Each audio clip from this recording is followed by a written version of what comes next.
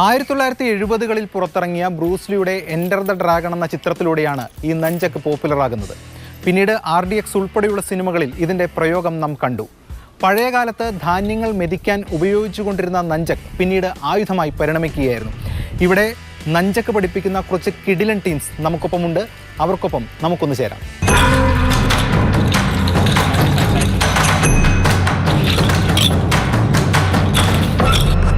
ഗംഭീര പരിശീലനം നടന്നുകൊണ്ടിരിക്കുകയാണ്. വേണുചേട്ടാ, ക്യാമറയൊക്കെ നോക്കണം, നമ്മളൊന്ന് കരുതിയിരിക്കണം. മെത്തോളല്ലേ എവിടെ വരെ ഈ കാര്യങ്ങൾ? പ്രാക്ടീസ് നടന്നുകൊണ്ടിരിക്കുന്നു, കുഴപ്പമില്ലാണ്ട് പോകുന്നു. പിള്ളേർക്ക് ചാമ്പ്യൻഷിപ്പ് ഒക്കെ വരുന്നുണ്ട്, അതിൻ്റെ പ്രാക്ടീസ് നടന്നുകൊണ്ടിരിക്കുകയാണ്. നഞ്ചക്കൊരു വ്യത്യസ്തമായിട്ടുള്ള ആയോധന കലയാണല്ലോ.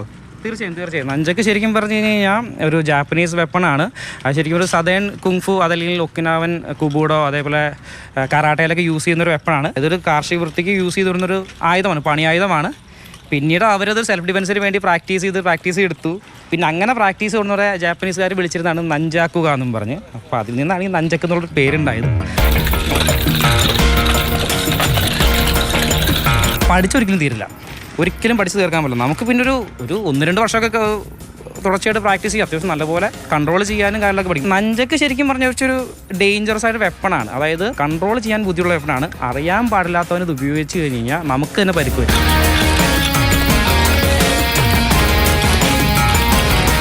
മെയിനായിട്ട് എൻ്റെ നഞ്ചക്ക് കൺട്രോൾ ചെയ്യുക എന്നുള്ളതാണ്. നഞ്ചക്ക് കൺട്രോൾ ആയാൽ മാത്രമാണ് അതിന് സ്പീഡ് കൂട്ടിയെടുക്കാനായിട്ട് പറ്റുള്ളൂ. കൺട്രോൾ ഇല്ലാതെ നമുക്ക് തന്നെ പരിക്ക് പറ്റുള്ളൂ.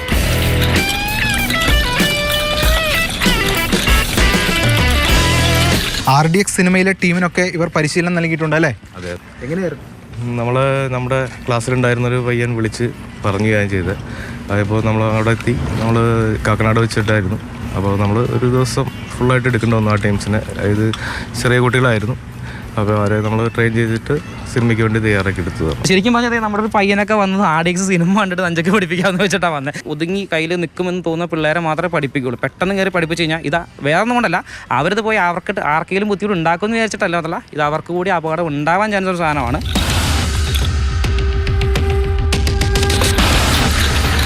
കുട്ടികൾക്ക് നമ്മൾ നേരിട്ട് ഒരുപാട് പേര് പഠിക്കുന്നുണ്ട്. മാർഷൽ ടെക് എന്ന് പറഞ്ഞ യൂട്യൂബ് ചാനൽ ഇപ്പോൾ ഏകദേശം 1 ലക്ഷത്തിന് സബ്സ്ക്രൈബേഴ്സ് ഉണ്ട്. ബിഗിനേഴ്സിന് മുതലുള്ള വീഡിയോസ് നമ്മൾ അതിൽ ചെയ്തിട്ടുണ്ട്. അടുത്തുള്ളവരൊക്കെ നേരിട്ടൊന്ന് പഠിക്കുന്നുണ്ട്, ദൂരമുള്ളവരെ ഒരു ദിവസം ക്യാമ്പുകൾക്കൊന്ന് പഠിക്കുന്നുണ്ട്. പിന്നെ അല്ലാത്ത അങ്ങനെ വരാൻ സൗകര്യം ഇല്ലാത്തവർക്ക് വേണ്ടി നമ്മൾ ഓൺലൈൻ ക്ലാസ്സുകളൊക്കെ ചെയ്യുന്നുണ്ട്. അങ്ങനെയും പഠിക്കുന്നുണ്ട് ഒരുപാട് പേര്.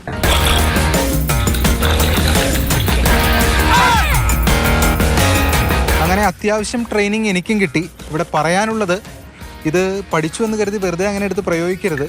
പ്രയോഗിക്കുന്നയാൾക്കും കൊള്ളുന്നയാൾക്കും ഒക്കെ ചിലപ്പോൾ പണി കിട്ടും. ഇത് വ്യത്യസ്തവും വേറിട്ടതുമായിട്ടുള്ള ഒരു ആയോധന കലയാണ്. ഫിറ്റ്നസ്സിനും കൈവഴക്കത്തിനുമൊക്കെ വളരെ ബെസ്റ്റാണ്. കാണാനും നല്ല അരങ്ങാണ്. അപ്പോൾ നഞ്ചക്കിൻ്റെ വിശേഷം ഇവിടെ അവസാനിപ്പിക്കുകയാണല്ലേ? പിന്നെ തീർച്ചയായും. ക്യാമറമാൻ വേണുവിനൊപ്പം S. രാഗിൻ, മാതൃഭൂമി ന്യൂസ്, കൊച്ചി.